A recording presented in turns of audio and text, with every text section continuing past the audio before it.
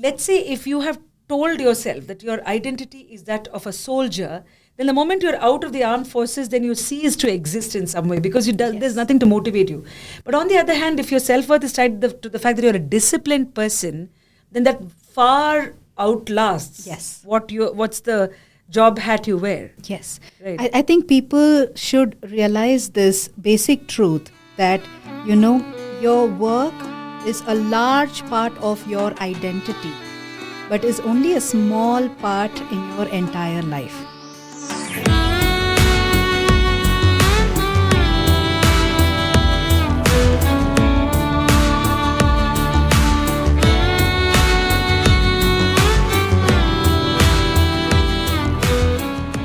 Partho Ganguly with us, who's been in the HR industry for 40 years now and went on to co-found in 2016 the Global Workforce Management Forum. Partho, that's a lot of years in the HR industry. Welcome to the show. Thanks a lot. Thanks a lot for calling me. Since we are focusing on this show, which is the emotional first aid show, the other effects of layoff on a person's mind or emotions. Have you come across, in your personal anecdotes, like how do people generally react to it? How was it before or now? During the dot-com burst, when, I was recruiting heavily, I remember people coming to us saying that, my marriage is broken down. What do? I don't even know. Okay. So there was this big psychological burden that people used to carry. See, we were very incompetent in terms of we were not counselors. So we had to connect with counselors and send these people for help. Today, a guy talks about layoff much more openly. He doesn't express, he does express the fact that, there's been a redundancy issue and he will have to quit or he's quit and he's looking for an alternative employment sooner the better. That's purely an economic reason. He's not unnecessarily psychologically harassed as of now. This is what I'm watching. Right. And senior people, they're more or less okay to hang around for another 5-6 months because that's the kind of money they manage to keep for themselves and the family. They are willing to do that waiting to search for the right job. Yes. And companies are also very sensitive to these issues that are happening in employees' lives, and they are much more, empathetic towards people, hiring people who are being laid off. Yes, Mr. Partho, this is Sunita here. So I wanted to understand, since you have spent so many years in the field of HR, and people come to you not just for career issues, but also to discuss about their emotional terrain. So do you remember the first time you had an experience where people were opening up to you? What was it like? Some people feel confused, angry, frustrated, hurt also. Yes. Okay. So these are various kinds of emotions that I have seen people express. But the fearsome thing that we saw in the 2000s is no longer there. Have you seen people who have used the layoffs as a stepping stone or a springboard for doing something so totally different? Absolutely. See, there are people who took this opportunity of a layoff to go into something which was more of a hobby, and they decided to pursue a different career altogether. That's the reason to keep themselves happy. Okay, they've gone into a completely different career path. That is one. The other thing happening is that people have learned to complain less. They are now looking at things like upskilling themselves into a different skill area. A lot of people realize that, my skill is probably redundant. I will add something else. So you will see a lot of these edtech companies are doing great business. Whole lot of people are pursuing AI related stuff. People are learning metaverse and all of that. this is happening. Yes. So you've given us a very wholesome picture of how things used to be, how right now the industry is, and how people perceive it. And probably that's also part of self-preservation, that you don't really allow any hurt to seep in. You don't see the Yeah. layoff as a rejection of your contribution or your skill sets, and you move on. So I think Yeah. that's really a constructive way of looking at it. Thank you, Partho, for joining us on this My show. pleasure. My pleasure. Thank you. That was a very good discussion. And what he said about the industry maturing Right. was stood out for me. Sunita, I remember about 10 years back when a very dear friend of mine lost his job. He was a colleague. So I stayed in the sense he was the only one to be fired, so to speak. And I remember his hurt that everything was so impersonal, as if his work did not matter. Somehow, maybe there was a better way of conveying this layoff to a person. Yes, I think I know where this is coming from. Empathy means different things to different people.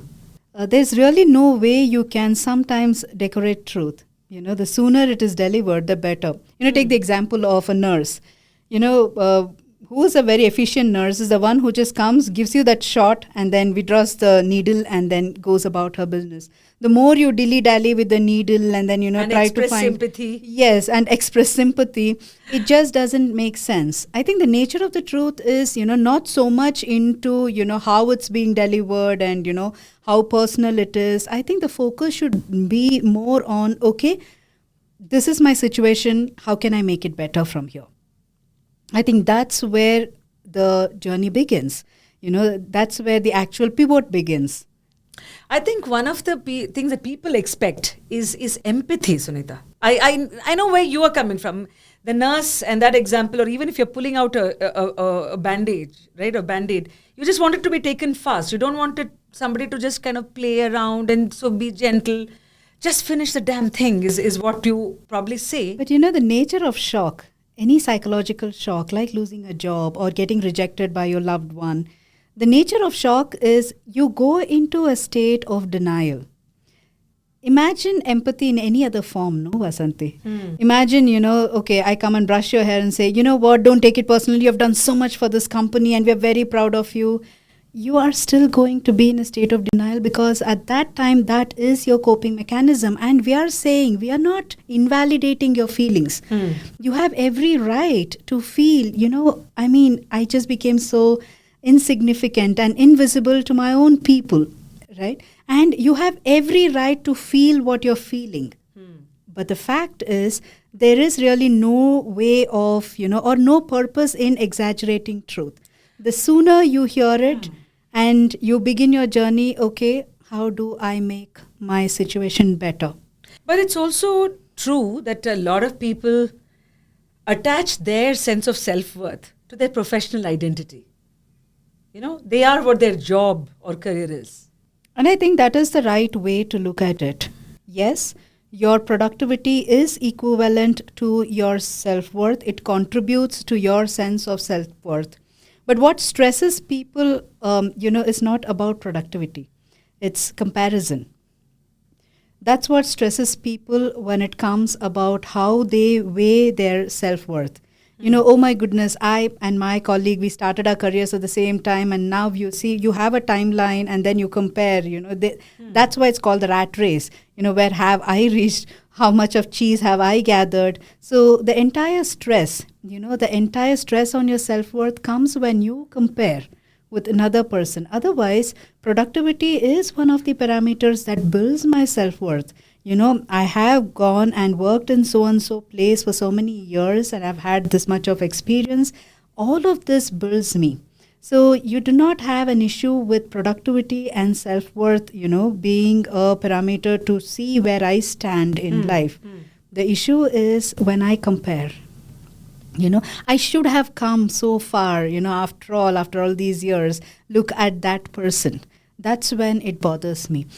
So little effort and look at where he has reached and see me where I'm struggling, right? I think there's also the point to be made, Sunita, about it's okay for productivity and self-worth to be linked, but for a job identity and self-worth to be linked may be problematic. Like, I remember reading this book where the author said that, let's say if you have told yourself that your identity is that of a soldier, then the moment you're out of the armed forces, then you cease to exist in some way because there's nothing to motivate you. But on the other hand, if your self-worth is tied to the fact that you're a disciplined person, then that far outlasts what's the job hat you wear. Yes. Right. I think people should realize this basic truth that, your work is a large part of your identity, but is only a small part in your entire life. So in your profession, you are in the center stage. You know what you're doing and everything, you are in the center of the action that's happening. Okay. And there, yes, in your identity building, your profession plays a very important role. But then your profession only plays a small role in your entirety of life, because then it's not just your center of action. You have your child who is, aspiring to grow up. You have a ailing elderly person who's living with you. You have all the other characters that has to be accommodated, and how you weave them intricately into your own life. I think that's what counts. And in the context of layoffs, if I may say at this point, that same circle of life, that same ecosystem of whether your family, your neighbors, your friends and your child, they will get to know eventually that you have been let go of, that your company thought that, okay, fine, that's tada bye bye from us. So is there a way that you can convey this to the family and the larger circle? And secondly, how do I support the person who's been laid off? Right. I think this is a very important aspect. Right. Recently, I was speaking to a husband whose wife was, laid off with 1 month notice, and she was going through a lot of crisis. And he was a HR professional. So going through all the more, when you are back home, you are facing what you have made others face. So when he was sharing this is a very interesting aspect, to know how can I offer my support to the other person. Now, here's the thing. Men and women, we tackle stress very differently. Okay. When we are stressed, women like to speak about it. It's not about how are we going to fix it or anything. It's more about how am I feeling about this entire event. And that is why speaking to someone really helps. So at that time, if a man is sitting on the other side and say, why are we talking about it? Just leave it, let it be. It's going to sound alien to this person, and she would look at you and wonder, why did I even marry you? You hear these things coming up in conversations. Yes. And for men, it's very different. The way they deal with stress is very different. When they are stressed, they like to cut off. They do not like to speak about it. So at that time, being the woman in his life, if you're going on nagging, talk to me, tell me what is happening, why are you so sad, it escalates the entire issue. So post-pandemic, you would have heard so many people saying, things just got even worse, with all these things happening. Yes. One of the reasons why it escalates is because I'm not able to understand how you deal with stress, and you do not understand how I deal with stress. So at that time, it's not about feeling bad. He's talking to everyone else, but not speaking with me. He would rather go and sit in the park, or he would like to go to the pub, or he's just sitting and playing his computer game, and he's not willing to open up to me, because for me, dealing with stress is going and speaking. Yeah. Right? Yeah. So this basic insight, and for men also who are listening to this show, when you have a woman who is speaking about how she's feeling about things that she's dealing with, what she really hopes is someone who is listening with an empathetic ear. So if you can understand the different ways people cope with stress, I think any kind of challenge can be navigated. That's very true. And also that whatever that person is going through, let's say your spouse who has a different coping mechanism, it's not a reflection on you. Yes. The fact that he is not speaking to you, yes, that doesn't mean that you're not a part don't make of it that. about you. Don't use that as an opportunity to say how close or how not intimate the other person is. What about children? Because if you are a person who has lost your job, so the child sees you going to work daily, and that is something which needs some careful handling, how you convey this, because it's also forming an impression for the child, isn't it, Sunita, that ultimately how she or he looks at work, job, career. I think, post-pandemic, it's a huge opportunity of rearranging the new normal, like, it's been said about this entire period. I say this because for the longest time, I think post-pandemic situation has given all of us an opportunity to relieve parents from the parental pedestal. In India, we have a culture where, parents are looked upon as role models and the providers. And, we try to hold on to that role and responsibility. Everything is started out from there. So if you have a child who is below 10 years of age, then, it's a good opportunity for you to make that shift from being a provider to a shift of, somebody who's also a mentor, who's a cheerleader, who's a critic. You can take on the roles of, a friend in your child's life. It's a huge opportunity. So if it's a child who is below 10 years, then what you could try and explain to the child is, you remember that time when we went to the circus? You, mama, and, the cousins, all of us, we went and we were so excited. And then when we went there, the show was closed. The show didn't happen. All of us felt so bad. It was so much of confusion. Nobody knew. We took the tickets, but then the show was not there. Is that very sad? And then you remember we all came back, but we all went and had ice cream instead. Do you remember that? And the child would be, yes, yes, yes.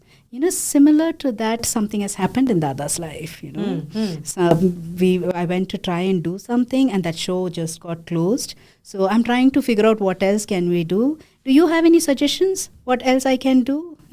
Probably you should just play cricket with me. And then to get into the child involved, and then, anything can be communicated to another human being. And if the child is above the age of 10, then deliver the truth, probably because the biggest burden would be that you would have made a promise. And right now you would not be in a situation to carry that explain that. This is a very good opportunity to introduce the adult world to your child, if they're in their teenagers, early teenagers. Then sit them down, like an adult, and you know what? Do you understand what is recession? Yes, Dada. They would just say, we've been hearing this. Ask them questions. Have you heard of the word layoff? What comes to your mind? Is there shame attached to it? And you would understand how phenomenal these kids are. Yes. I would urge parents to have the tough conversation. Don't try to be overprotective and, my child is innocent. I don't want them to know. No, they know it. Right? But when you say it, you also give them a scope of looking at them as someone who can be taken seriously. And the child is going to cherish it. My dad actually discussed his problem with me. So, it's a huge opportunity to teach them responsibility and tell, I made this promise. I made this promise because my organization made some promises to me which they could not keep. Okay, now I can be angry with them because they have not done, but that's not going to help us, right? So because of that, I'm not able to keep my promise that I made for you for your birthday or for this particular picnic. I know you're going to be upset or anything, but I want you to know that we can do something else instead. Do you have any ideas about if doing something else? And the child, in fact, as you yourself said, children have a remarkable grasping power, and this, gives the child a chance to be the parent's confidant. Yes. But also, Sunita, I remember that when we were, young and growing up in middle-class families, in our case, in somewhere in the north of India with my father in a PSU job, I remember that when our parents told us, or at least we realized that we have modest means, we felt so happy to be contributing by not asking or by not demanding. Yes. And I think it gives us a huge sense of power. And it also sets the foundation stone for a child to grow up to be this sensible adult in this case. So I think that's something which increasingly parents should do, given that today's parenting, many people think is about handing life on a platter to a child. And anything less means that we are lesser of a parent. And that needs course correction. Maybe the layoff is a point of, where the curve goes upward from there. Yes. Isn't it? So it's like the light enters right where the crack is. Ooh, it does. Yes, It it's a certainly Japanese does. philosophy, kintsukori. Yeah. It says, Yeah. you light enters wherever the crack is. So anything can be beautiful. So, at the point of light entering in the talk, in our segment Headstrong, we do try every time to give something which is a tool that people who are listening to us or viewing Yes. us can actually use. Yes. And in this case, when there is a sense of loss, the sense of severance from your job and identity and other things as we discussed, what would that be? Here's what I want to offer as a takeaway from the Headstrong segment of our show. Time is a resource. Money is a resource. Technology is a resource. And the layoff period might mean that you're running shortage of one of these resources. Once you have dealt with the shock in whatever way, right? Once you have dealt with it, the takeaway should be that every time you're sitting and making the layoff personal, right? Okay, it just happened to me, it happens to me again. When you're doing it, if you can catch yourself red hand and then remind yourself, take a deep breath, pause, and remind yourself that experience is also a resource. And right now, you are gathering your experience. So focus on what are you going to learn from this entire aspect. Are you going to recreate your identity once again? Are you going to make a shift? Because you have n number of examples all around you where people have looked back at some things that they thought were very bad, and now they feel like, is one of the reasons that they're able to celebrate their life more. Yeah. So your Headstrong mantra would be, the ultimate resource is resourcefulness. The ultimate resource is a resourceful mind. As long as you're resourceful, as long as you're centered in yourself, as long as you understand that people can take away your pride, they can take away the fame, they can take away your name, they can take away years of positions that you have gathered in your career graph, but they cannot take away the person you have become. They cannot take away the skills that you have honed. And if you believe in that and remind yourself, right, every challenge is a reminder. That's how you fix the puzzle. Close your eyes and tell, the ultimate resource is resourcefulness. That is how you make a shift from a victim mindset to a breakthrough mindset. The key is in, therefore, not looking at the layoff as a rejection, but to look at it as an opportunity to rebuild. Yes, you have no other choice.